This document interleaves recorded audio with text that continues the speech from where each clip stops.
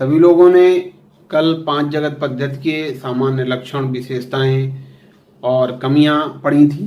आज हम मोनेरा जगत के सामान्य लक्षणों को पढ़ने वाले हैं। अब बात आती है मोनेरा जगत, किंगडम मोनेरा। किंगडम मोनेरा की अगर मैं बात करूं तो मोनेरा जगत में मैंने सबसे पहले भी बताया था, फिर से बता रहा हूं, इसके अंतर्गत ऐसे जीव आते हैं जिनकी कोशिका कैसी थी, प्रोकैरियोटिक। कोशिका कैसी थी इनकी, कोशिका प्रोकैरियोटिक। ये पहला लक्षण हो गया इनका मोनेरा जगत का। दूसरा लक्षण क्या होता है, जो इनमें जनन की क्रिया होती है, रिप्रोडक्शन जो होता है वो कैसा होता है, अलैंगिक, एसेक्सुअल। ठीक है। इसके बाद में जो इनका प्रमुख तीसरा लक्षण होता है, जो इनमें पोषण विधियां हैं, पोषण विधियां,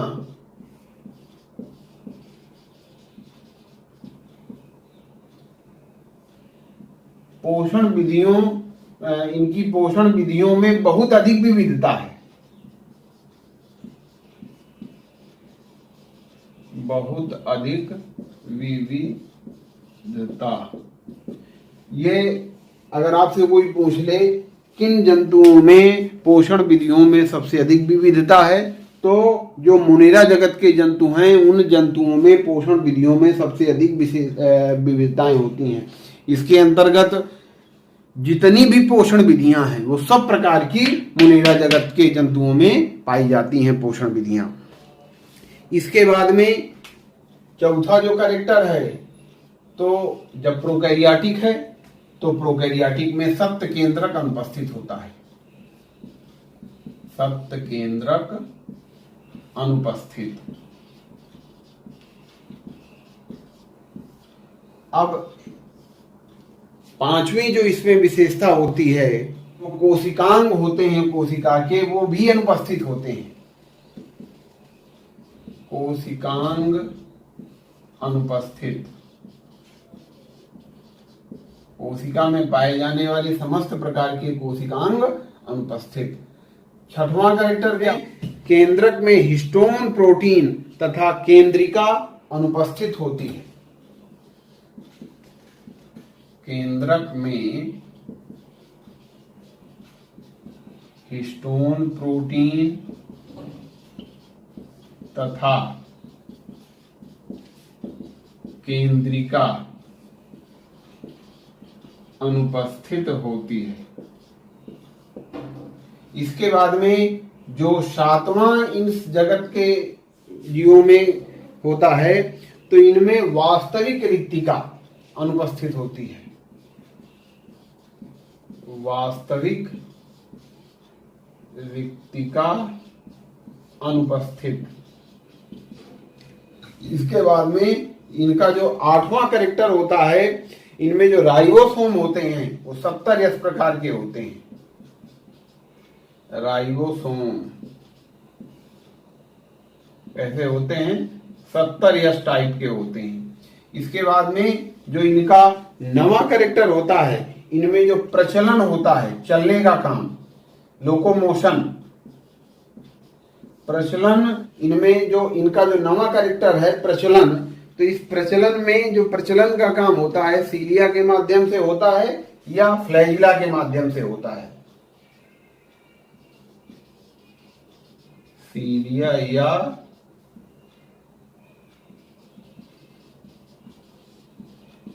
फ्लैजिला के माध्यम से होता है। सीलिया अर्थात पश्चमाभ, और सीलिया अर्थात कशाभ, और सीलिया अर्थात पश्चमाभ और फ्लैजिला अर्थात कशाभ। सीलिया छोटे छोटे रोए जैसे शरीर में संरचना, और फ्लैजिला अर्थात 1, 2 या 3 लंबे बाल जैसी संरचना। इस प्रकार से ये मोनेरा जगत के प्रमुख रूप से लक्षण हो जाते हैं। इन लक्षणों को व्यवस्थित आप नोट कर लेंगे। अब बात आती है मोनेरा जगत का वर्गीकरण। इसके एग्जाम्पल भी लिख सकते हैं, समस्त प्रकार के जीवाणु अपना नोट कर लेंगे। अब बात आती है मोनेरा जगत का वर्गीकरण।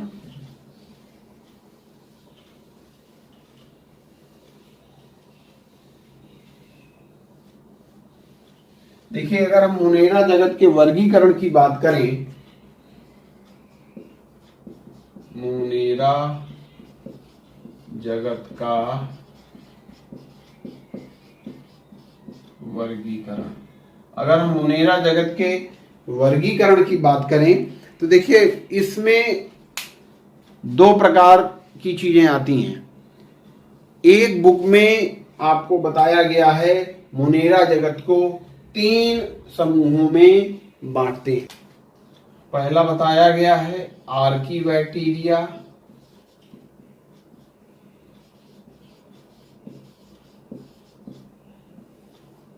दूसरा बताया गया है यूबैक्टीरिया,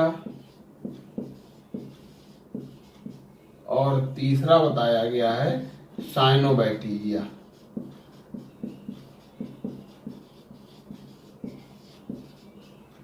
इस प्रकार से इनका विभाजन किया गया है। ये विभाजन आपको बीरवाला रस्तोगी की जो बुक है उसमें बताया गया है। लेकिन अगर एक राइटर है रमेश गुप्ता, उन्होंने मोनेरा जगत का वर्गीकरण कैसे किया है? मोनेरा जगत, मोनेरा को उन्होंने 2 भागों में डिवाइड किया। 2 भागों में से पहला भाग उन्होंने बताया आर्कीबैक्टीरिया,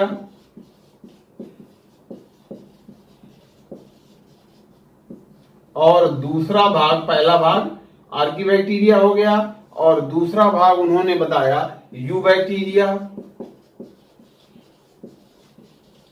फिर यूबैक्टीरिया को उन्होंने 3 पार्टों में, 3 सब समूहों में, 3 सब डिविजन्स में डिवाइड किया है। उसमें पहला पार्ट क्या बताया? वास्तविक जीवाणु, वास्तविक जीवाणु या जीवाणु इनको कह सकते हैं। दूसरा पार्ट बताया उन्होंने नीलहरित शैवाल या साइनोबैक्टीरिया,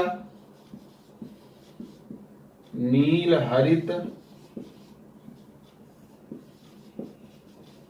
शैवाल या साइनोबैक्टीरिया, और तीसरा पार्ट उन्होंने माइको प्लाज्मा। इस प्रकार से उन्होंने, ये रमेश गुप्ता ने मोनेरा जगत का वर्गीकरण किया है। ये बीरवाला रस्तोगी ने इस तरीके से सीधे सीधे वर्गीकरण कर दिया है कि मोनेरा जगत को 3 समूहों में बांटते हैं। पहला आर्कीबैक्टीरिया, दूसरा यूबैक्टीरिया और तीसरा साइनोबैक्टीरिया। लेकिन जो रमेश गुप्ता हुए, उन्होंने क्या किया है? आर्कीबैक्टीरिया और यूबैक्टीरिया अलग अलग 2 सब डिवीजन से, 2 डिवीजन से, उन डिवीजन में से जो आर्कीबैक्टीरिया थे उसमें पुराने प्रकार के बैक्टीरिया आते थे, आद्य प्रकार के बैक्टीरिया आते थे जिनको हम प्रथम जीव कहते हैं। यूबैक्टीरिया को उन्होंने 3 सब डिवीजन में डिवाइड किया। उसमें पहला वास्तविक जीवाणु, दूसरा नीलहरित शैवाल या साइनोबैक्टीरिया, तीसरा माइकोप्लाज्मा। इस प्रकार से ये दोनों मैंने चीजें रख दी, क्योंकि 2 राइटरों में 2 बातें आई तो मैंने दोनों बातों को स्पष्ट कर दिया। लेकिन हमको सीधे सीधे पढ़ना है, बहुत डिटेल से पढ़ने की आवश्यकता नहीं है, तो हम इस आधार पर सीधे सीधे पढ़ेंगे। तो इस आधार से अगर हम पढ़ेंगे, इसके आधार से तो पहली बात आती है आर्कीबैक्टीरिया।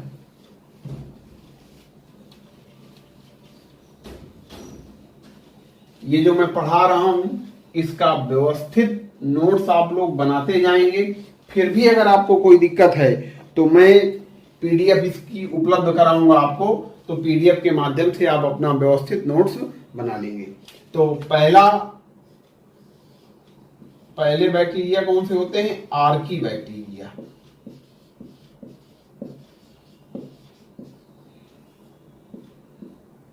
अब आर्कीबैक्टीरिया हैं क्या? ये प्रथम जीव हैं। इनको क्या कहते हैं? प्रथम जीव। ये आद्य प्रकार के बैक्टीरिया हैं। इनको हम क्या कहते हैं? प्रथम जीव, प्रथम जीव हैं और हैं कैसे ये आद्य प्रकार के, मतलब सबसे पुराने। प्रथम जीव तभी तो होंगे जब सबसे पुराने होंगे। ये प्रथम जीव आद्य प्रकार के बैक्टीरिया हैं। इनका विकास पृथ्वी पर कब हुआ? सर्वप्रथम हुआ पृथ्वी पर सर्वप्रथम विकास इन बैक्टीरियाओं का हुआ। ये प्रथम जीव हैं, ये आद्य प्रकार के होते हैं। इनका विकास पृथ्वी पर सर्वप्रथम हुआ। ये ऐसे प्रतिकूल जगहों पर पाए जाते हैं, प्रतिकूल वातावरणीय जगहों पर पाए जाते हैं जहां पर जीवन संभव नहीं है। ये ऐसी प्रतिकूल स्थितियों पर पाए जाते हैं जहां पर जीवन संभव नहीं है। तो ये आर्कीबैक्टीरिया हो गए। आर्कीबैक्टीरिया क्या हैं? ये प्रथम प्रकार के जीव होते हैं। ये इनको हम आद्य जीव कहते हैं। ये पृथ्वी पर सर्वप्रथम विकसित हुए। ये ऐसी प्रतिकूल परिस्थितियों पर पाए जाते हैं जहां पर जीवन की संभावना ना के बराबर होती है। इस प्रकार से आर्कीबैक्टीरिया की बात हो गई। अब अगर हम आर्कीबैक्टीरिया के वर्गीकरण की बात करें, आर्कीबैक्टीरिया को वर्गीकरण की दृष्टि से 3 भागों में बांटते हैं। अब दूसरी बात आती है आर्कीबैक्टीरिया का वर्गीकरण या आर्कीबैक्टीरिया के भाग। आर्कीबैक्टीरिया का वर्गीकरण। आर्कीबैक्टीरिया के अगर हम वर्गीकरण की बात करें तो इनको 3 भागों में बांटते हैं। आर्कीबैक्टीरिया कितने प्रकार के होते हैं? 3 प्रकार के होते हैं। ये 3 प्रकार के होते हैं। 3 प्रकार में से जो पहले प्रकार के आर्कीबैक्टीरिया हैं, मेथेनोजन,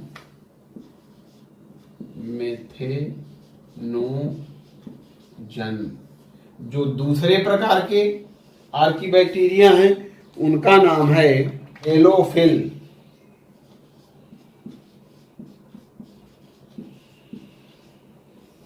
और जो तीसरे प्रकार के आर्कीबैक्टीरिया हैं उनका नाम है थर्मोएसिडोफिल।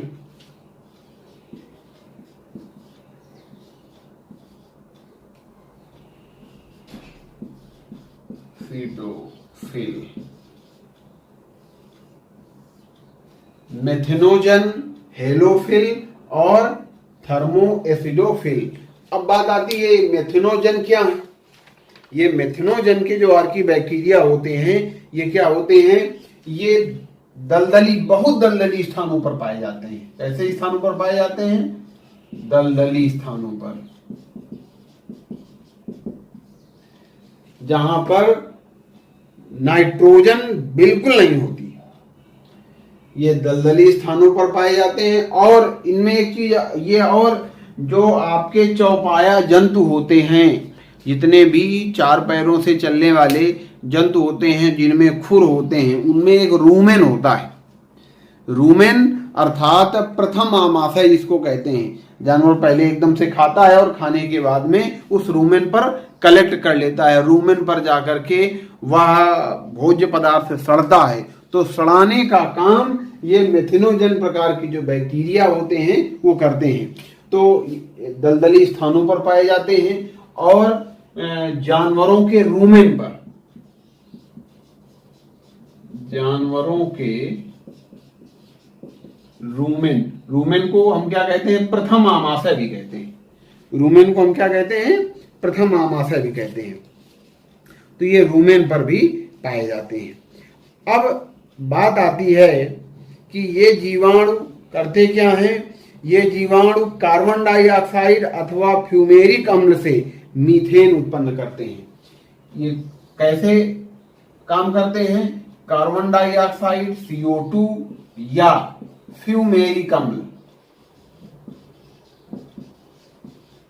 फ्यूमेरिक अम्ल से क्या उत्पन्न करते हैं? मीथेन। इसीलिए इनको हम मेथनोजन आर्कीबैक्टीरिया कहते हैं, क्योंकि ये मेथेन को उत्पन्न करते हैं। अब एग्जाम्पल की अगर मैं इनकी बात करूं, इन बैक्टीरियाओं के एग्जाम्पल की अगर मैं बात करूं, तो इसके अंतर्गत जो बैक्टीरिया आते हैं वो मिथेनोबैक्टीरिया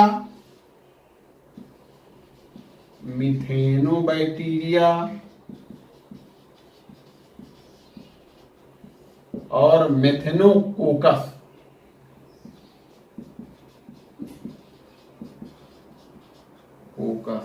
ये बैक्टीरिया इसके अंतर्गत आते हैं।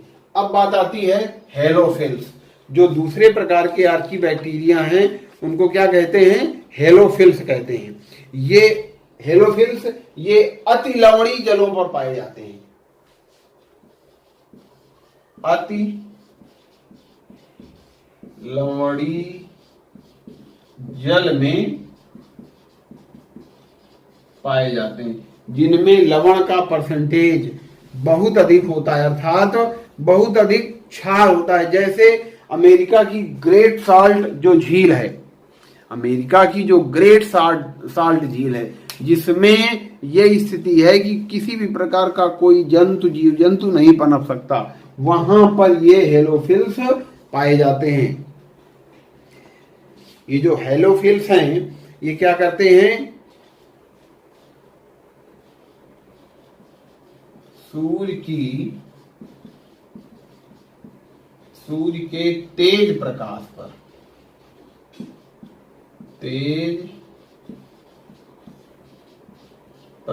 पर झिल्ली, सूर्य की तेज प्रकाश पर झिल्ली के माध्यम से सौर विकिरण की सहायता से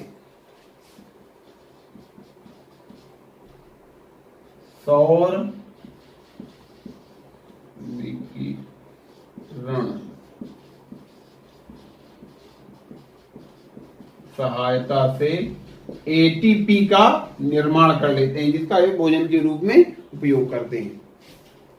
देखिए, जो हेलोफिल्स हैं ये अति लवणीय जल में पाए जाते हैं, जैसे अमेरिका की ग्रेट साल्ट झील हो गई, वहां पर पाए जाते हैं। ये सूर्य के तेज प्रकाश पर झिल्ली के माध्यम से सौर विकिरण की सहायता से एटीपी का निर्माण कर लेते हैं।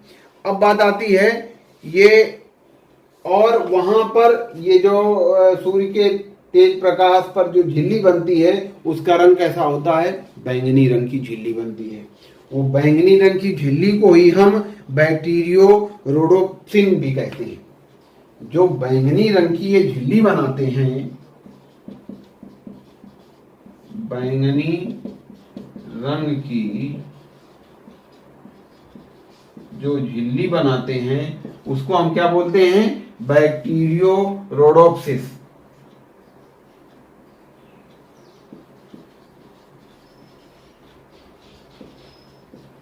बैक्टीरियो रोडोप्सिस, ठीक है ना? रोडोप्सिस या रोडोप्सिन भी कहते हैं इसको, रोडोप्सिन। कभी कभी कंपटीशन में पूछा गया है कि हेलोफिल्स नाम के जो बैक्टीरिया होते हैं उनमें जो बैंगनी रंग उत्पन्न होता है, उस बैंगनी रंग को हम क्या कहेंगे? तो उसको क्या कहेंगे? बैक्टीरियो रोडोप्सिन कहते हैं। अब इनके मैं एग्जाम्पल की बात करूं तो होलोबैक्टीरिया और होलोकोकस। इसके एग्जाम्पल कौन है? होलोबैक्टीरिया और होलोकोकस। ठीक। अब बात आती है अगली, थर्मो एसिडोफिल्स। अब थर्मो से आपका स्पष्ट हो रहा होगा ताप, तो ये क्या है? ये गर्म गंधक युक्त झरनों में पाए जाते हैं। जो थर्मो एसिडोफिल्स होते हैं गर्म गंधक युक्त झरनों में, गर्म गंधक युक्त झरनों में, जिनका जो टेम्परेचर होता है उन झरनों का 80 से 100 डिग्री सेल्सियस तक टेम्परेचर हो सकता है उन झरनों का। फिर भी ये अपने आप को वहां एडॉप्ट कर लेते हैं उस टेम्परेचर के आधार पर। अब बात आती है इनके एग्जाम्पल कौन कौन से हैं। थर्मो प्लाज्मा और दूसरा होता है सल्फोबोलस।